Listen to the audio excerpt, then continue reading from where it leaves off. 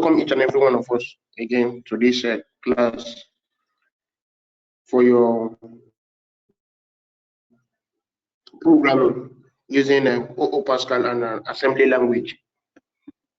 We're going to be starting up with a new different topic today, but in respect to, before we go into that, please, the assignments which I give for this course, please, which have been given for this very study, please pay attention to them, because most of the times the assignment gives you heads up on what our next topic is going to be like. So if when the assignment is being done properly and very well understood, when the next class commences, you wouldn't have problem of actually knowing what is happening. Please, I'm appealing to everybody. Take your time, understand the assignment, and do them properly. In a situation whereby you don't understand, do well to actually get back across to me. I've seen messages of some people who told me they don't understand an assignment, and I went ahead to explain it to them so that they could know what it's actually saying. The essence for this is just that due to the nature of our class, I wouldn't actually cover everything. So this assignment is a way of making you so that you understand what the next topic is going to be like. So please pay attention to them very much. Pay attention to them, and make sure you do them properly. Make sure you do them properly, because during the time of your test or your exams, perhaps the questions might be coming from any of them. You don't actually know, but make sure you pay attention to them. Thank you very much. Okay, today we'll be starting with with the assignment. I gave an assignment for you to write on imperative programming and procedural programming. So the reason for this is because what we'll be doing today is actually going to focus on imperative programming, because you discover that the reason for this is that in general your programming language is being determined. Your programming language is being broken down into four. They are being broken down into four. The first one is what is called imperative programming, your functional programming, logical programming, and object-oriented. Your functional could also your logical could also be called as procedural programming. So this is how your programming language are being broken or are being grouped. So what is being used now to group your programming language? What is being used to group your programming language is called programming paradigm. Programming paradigm. Understand that this is actually a philosophical and theoretical framework of a scientific school and discipline that is used to generalize theories, laws of generalization, and experiments performed in a support of them and formulated. So in essence, for your programming language, this is actually a means that is being used. It's a litmus paper that is being used to group your programming language, because all these your programming language, they have what is called characteristics. So if based on what has been listed here, which we have the imperative, functional, logical, and object-oriented. All these things, they have characteristics. So each of your programming language, if they exhibit a kind of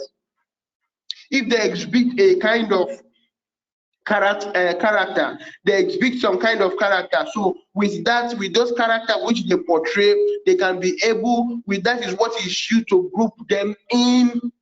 It is what is used to put them in all these categories. Understand that most of the times you could actually find a very single programming language, and you find them in two categories. The reason is that most of the times a single programming language, take for instance your Java falls under imperative programming, and at the same time still falls down under object-oriented.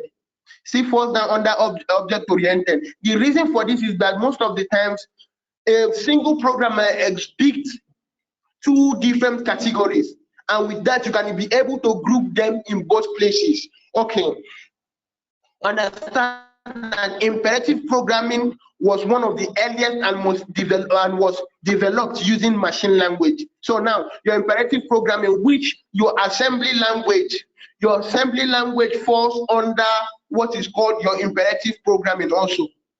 It is actually being used. That is one of the earliest programming language that was being developed, because there was no so much studious work that was being done. And you understand that the reason for it is that you used it directly for your hardware, for your native machines, in the sense that now your hardware could actually understand low-level programming language now being called machine language or binary language.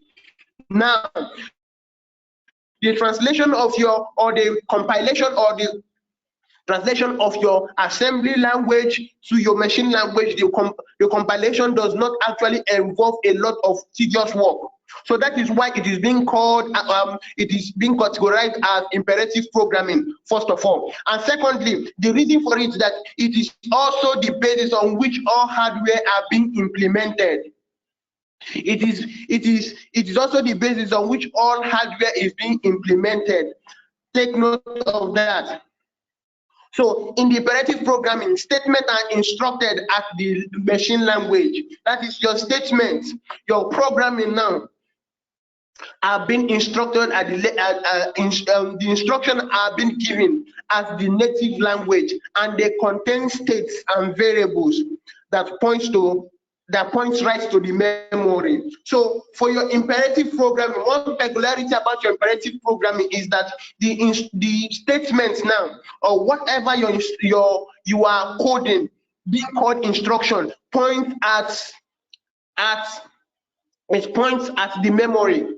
So understand, when we are talking about, we talked about your OP code and your operand.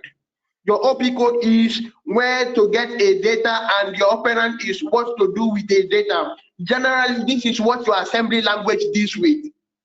This is what your assembly language deals with. So all the instructions being written in your programming language, in your assembly language, tells the processor, what to do per time and how to carry out the function. That is another thing you have to understand about for your imperative programming. Okay, let's go a bit deeper into what imperative programming is. Imperative programming is from a Latin word which means impera, or which you can also call command. It's also called command. In English language, it is called command. So as you are writing your assembly language, you are actually giving your machines, you are actually giving your system commands on what to do, how to carry out an operation, when to carry out an operation, where to fetch the data, and what to do with that data. A program based on this paradigm is made up of clearly defined sequence of instruction to a computer.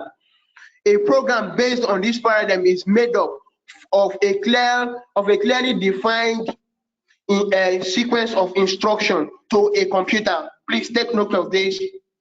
Therefore, the source code for imperative program is a series of commands which specify what the computer has to do and when, in order to achieve a desired result.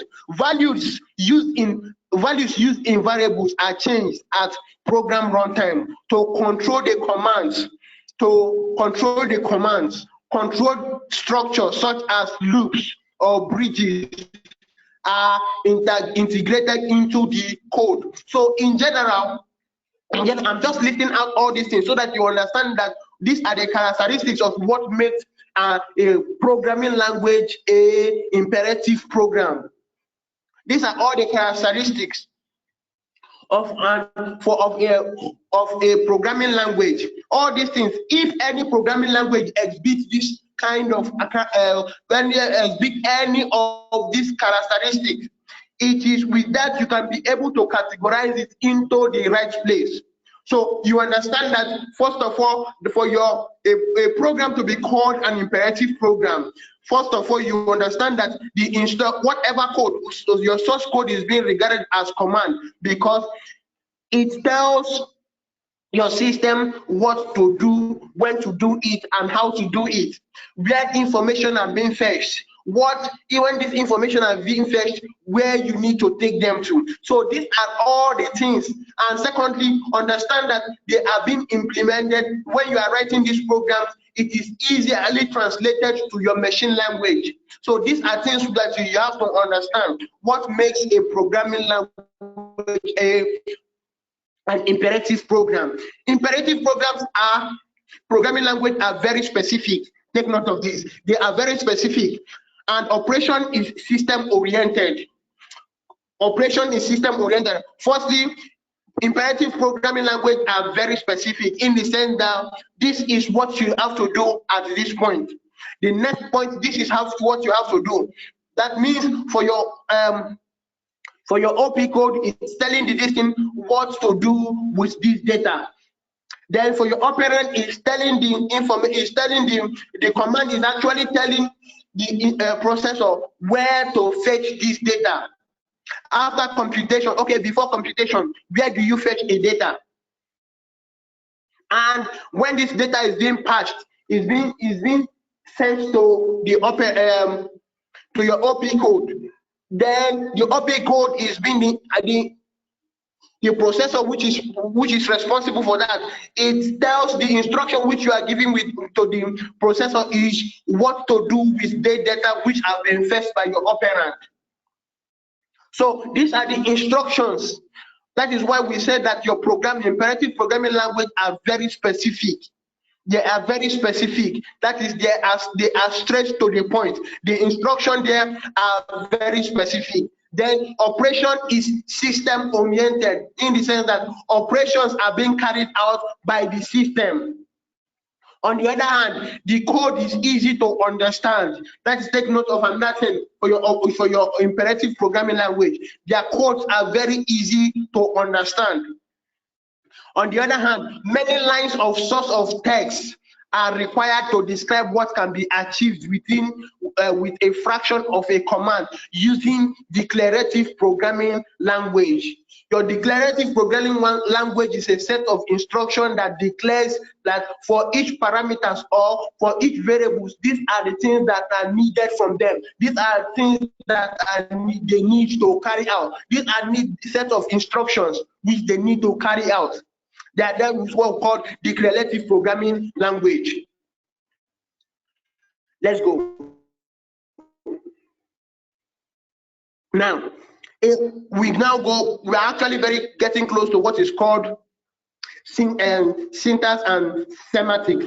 Syntax and semantics. The reason for this is that every programming language, be it English language, Yoruba language, whatever language, even in your computer languages, they have these things called syntaxes and semantics, in the sense that what a statement means and how they are being constructed.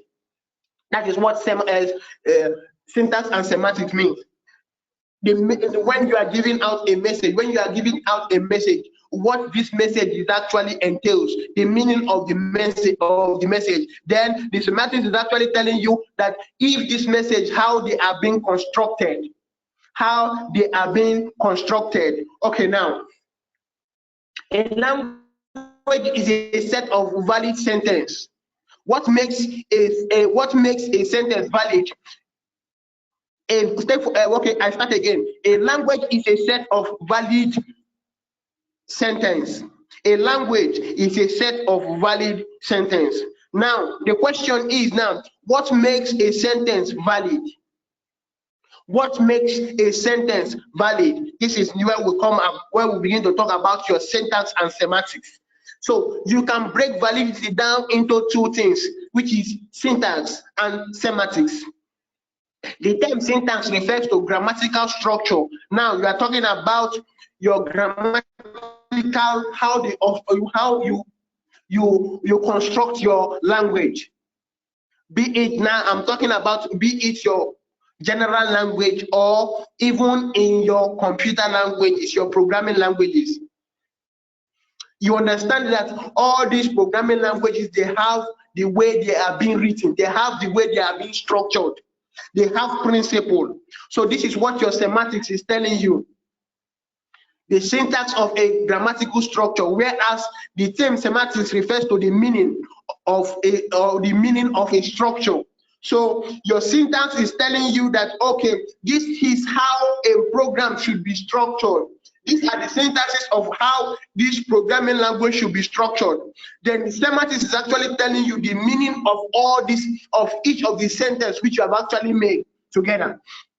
Syntax refers to the structure of a program written in a programming language. Syntax refers to the structure of a program written in a programming language.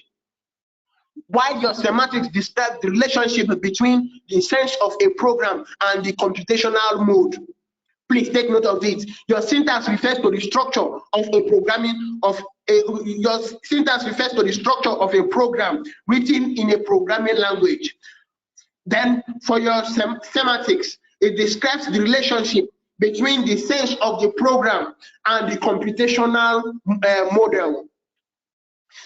Syntax error, there's something called syntax error. Your syntax error occurs when you've not actually paid attention, when you've not carefully paid attention to your written programs. That means there are an error there. So your syntax error is actually being handled at the compile time. When you begin to run your program, when you begin to compile your program, that is your compile time is when your program is being translated or is being translated from the high-level programming language down to the low-level programming language. When it is being broken down to the binary language or the machine language which your system can understand, that is your compile time. So your syntax error occurs then. That means maybe perhaps while you are writing a code, you forget to put a bracket or a comma or an apostrophe somewhere. So it actually gives you a syntax error, meaning that something is actually missing, something has actually gone wrong in your source code. Okay, now let's go to what is called the basic syntax of your assembly language. The basic syntax of your assembly language. Understand that your assembly language is actually their syntaxes are being broken down into three. It is being divided into three. And the first section is the data section. While the second section is called the BSS section. The first one is called the data section, while the second one is called the BSS section. The third one, the text section. Okay, now let's go fully into them. What they entail. Let's break them down individually so that we will understand what they actually entail. Then perhaps, if time permits, we can actually critically look at their syntaxes and know their differences. Because I tell you, all of these syntaxes, they are actually different. Their commands are different. How they are being written are different. What they carry out are different. Their operations are different. So now, for the first syntax, which is your data section. The data section is used for declaring initial data or constants. That is for your data section. Okay, now consider your data section to be a library of where constants are. When I mean constants are kind of already declared variables. Already declared variables that is being used by your programming language. So there are kind of words There are kinds of words which your programming language are actually, these words are being reserved for them. These words are being reserved for them. So you can actually call those words, words constant. Take for instance, for your Java, you have a word already reserved word that is being called public. Another one is called static. Another one is called void. Another one is called print in. So all these words which are mentioned, they are called reserved word because you can find them in the library of a programming language. So they are called constant. That means in a situation whereby you have to use it in the middle of your program for your comments, in a situation whereby you have to use it in the middle of your program for comments, there are things, there are rudiments, there are ways which you have to use them. There are things which you have to invoke before you use them. So these are what your data section is telling you about. The data section is used for declaring initialized data or constants. These data do not change at runtime. You can declare various constant variables, files name or buffer size, etc. in this section. The syntax for your syntax, the syntax that is being used to declare a data section is called section.data.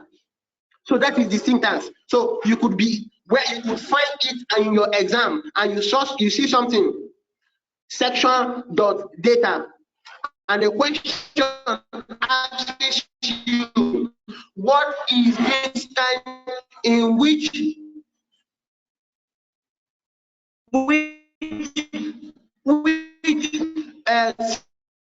syntax is it, and what is it used for? So understand that when you see something like a data section, and it is declaring constants or initialized data do not change at runtime. They don't change at runtime. And then the next one is called BSS section. The BSS section. The BSS section is used for declaring variables. They are used in declaring variables. Most of us that have done other kind of programming language, you know what your variables are.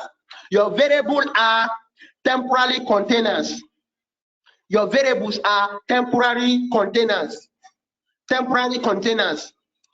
Or your variables are called temporary data holders. Take for instance, I asked, there was an assignment which I gave on algorithm. I asked they should implement an algorithm, implementation of an algorithm, implement an algorithm that actually gets all the even numbers from 1 to 50. Then after getting this even number, then it performs a mean operation on it, then gives out the answer. When implementing this kind of algorithm, you use your variables. Your variables are containers which hold data. That means A can be a variable which is holding. A is a container holding variable or holding an integer 2, because 2 is an even number. So understand that your variables are temporary containers or data holders. So for your BSS section, the BSS section is used for declaring variables. So understand in your programming, in your assembly language, when you want to declare a variable, you use your BSS. And how is it being written? It's being written as section.bss. Section.bss. That is how your variables is being declared in your assembly language. Then the next one is the data section. the data section. The data section is used for keeping the actual code. The data section is being used for keeping the actual code. The section must begin with a declaration global underscore start. Global underscore start. So this is actually telling the kernel where the program execution should begin. Your data section is used for keeping the actual code. That means the actual code now is your source code, where you have actually written all your code. And for you to begin with it, what is needed is you write your global underscore start. That is that is how a program or a source code in your assembly language is being started, begins with. And for that, what does this? The significance of this is that it tells your kernel. It tells your kernel that this for when you want to start running this program, understand that this is where the program starts from. This is where the program starts from. So how do you do that? How do you do that? Firstly, you start with, how do you declare it? You start with section.text,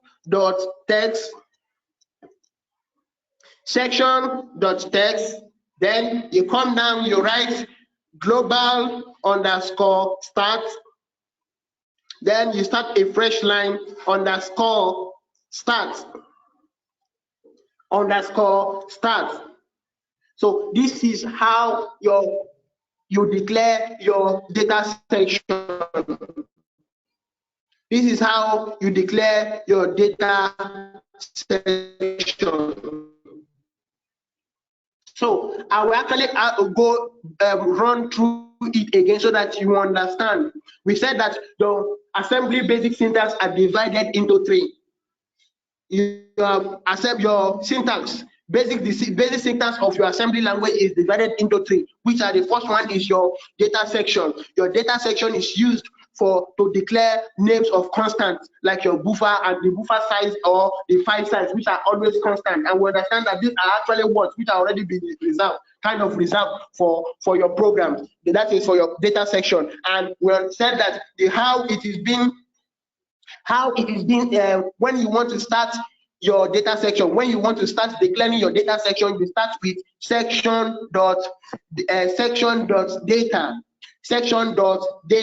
Then the next one is your BSS section. Your BSS section is used in declaring variables, and we said that variables are data holders, temporary data holders. The reason they are called the temporary data holders because after each program, a variable is not always constant. It is not always constant. It might actually change depending on the program. So your BSS section is used in declaring variables, and how you start declaring your variables in your BSS section is section.bss, section.bxs. Then the next one is your text section. Your text section is used for keeping the actual code, and this actual code tells your kernel the beginning that this is for this program. This is the beginning of this is where it started from. So for that, you understand that it is being started with section.data global underscore start, then another fresh line underscore start. So these are what syntaxes are, the basic syntax of an assembly language. And these are all these things which have been written down here are the principle, just like we talked about your semantics and your syntax and semantics. These are the rudiment, or these are the principle which you have to follow when declaring any of these. When declaring any of these in your assembly language, these are the things which you have to follow. Understand that when we're talking about your semantics and your semantics, He said, your syntax. Your syntax refers to the structure of your syntax refers to the structure of a program written in a programming language.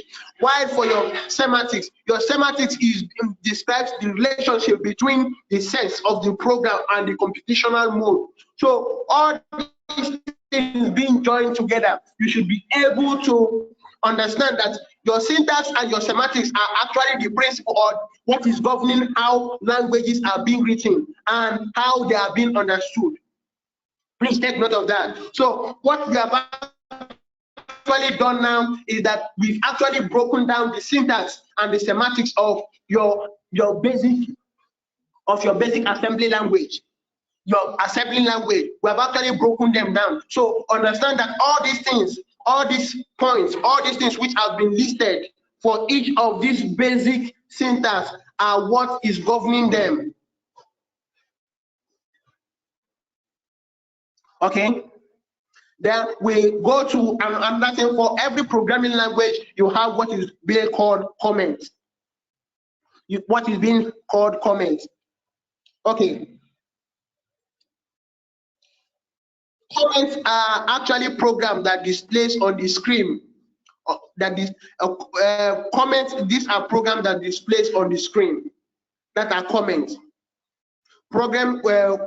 Comments are messages that displays on the screen. Okay. You can also say that comments are a way which individuals or programmers express themselves. They express themselves. Take for instance, if you are conversant with Java programming language, the first programming language, when studying Java programming language, your first program will be hello world. Hello world. This is actually a comment. So you are actually telling the world that, okay, this is my first programming, this is my first program in Java programming language. Call it a way of expressing yourself or telling the world, okay, this is what I'm actually doing. So understand that. Okay, now, assembly language comment begins with a semicolon. Comment in assembly language begins with semicolon. It may contain any printable character, including a blank. It can appear in a line by itself, like now. Look at what I am actually marking on my screen now. This is a comment. This is a comment. I believe most of you, all of you, if not everybody, I believe that you are seeing this. This is what I just marked on my screen now is called comment, because we say that this program displays a message on the screen. That is what a comment is. So when compiling a program, when a program is being compiled, once it sees a semicolon and whatever is written in between this semicolon, it knows that, okay, this is a comment and this is the message that needs to be displayed. This is what we are actually telling your kernel. Anytime it sees a semicolon and the message in between the semicolon is what should be printed as a message, should be printed as a comment on, or it should be displayed. Should be displayed on the screen of that program. So these are what comment actually is. Okay. Now we still have to go back to what we have actually done before now. We talked about your syntax for declaring data section. So understand that you might encounter a program whereby you have to use one or two syntax, or perhaps you want to join all the syntax which we have actually talked about before. In that situation, you understand you might encounter a problem which will warrant you to use all the basic syntax and even use a comment. So understand that the way which you structure them really matters. The way which you structure them really matters, because all of the process, all of the things which have been written down or which have been said, you have to follow them promptly. You have to observe each and every one of them, because at the end of the day, if you don't pay full attention, if you don't pay careful attention to them, you might experience syntax error, just as we stated before. Okay. It's almost 5 minutes to the end of our class. This is time for questions. So I believe the ground is going to be opened now. If you have questions, please do call in. Time for questions, please.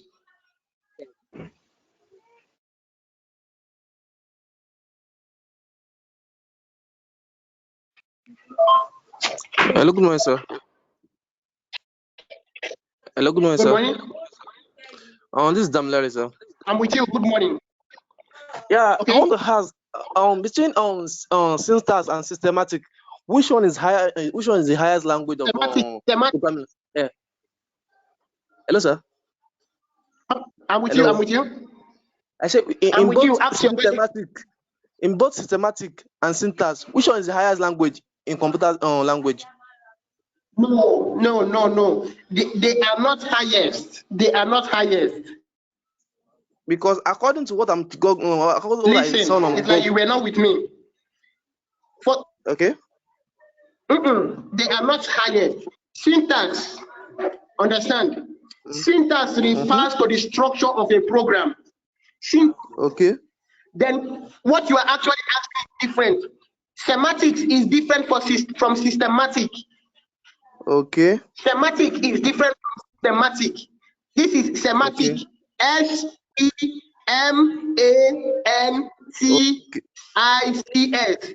Semantics. Okay. Then systematics is a kind of another type of programming language. It has its own category. Okay. Now I get it, sir.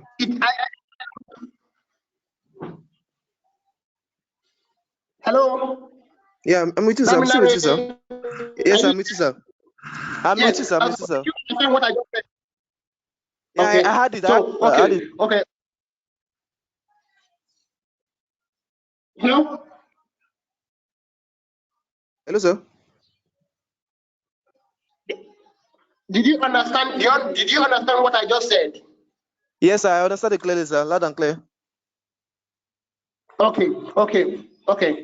Let me give this question. Let me give our assignment before our class ends. Okay. The first question is, list the advantages of imperative programming. List the advantages of imperative programming. Then number 2, give 5 examples of imperative programming. List the advantages of imperative programming. Question number 1. Then question number 2, give 5 examples of imperative programming. Number 1 question, list the advantages of imperative programming. List the advantages of imperative programming. Then for number 2, give 5 examples of imperative programming. Please, the email to submit still remains the same. SharonChris29@gmail.com. SharonChris29@gmail.com.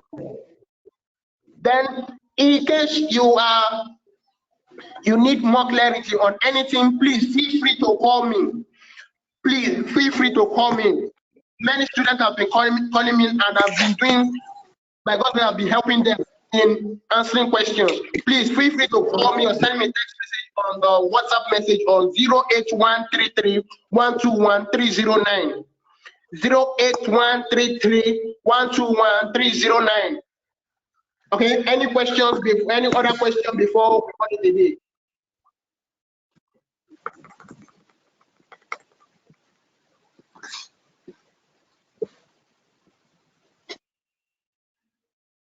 Any other question?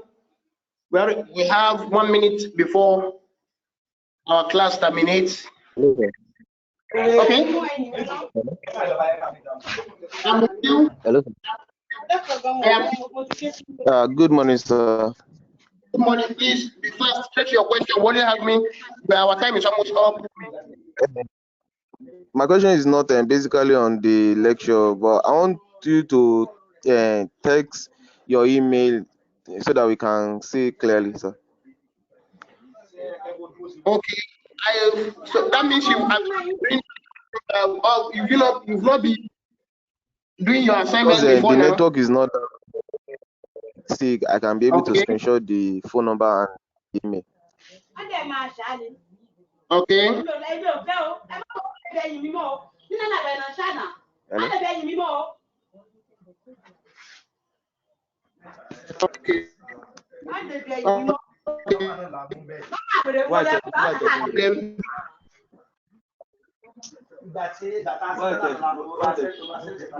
I'm with you. This is the email. Have you seen it? Hello? Please, this is the email. Screenshot it.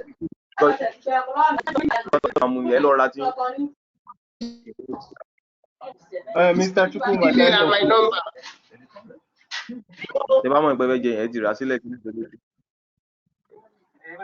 Hello? Okay, no problem. Thank you so much for your time.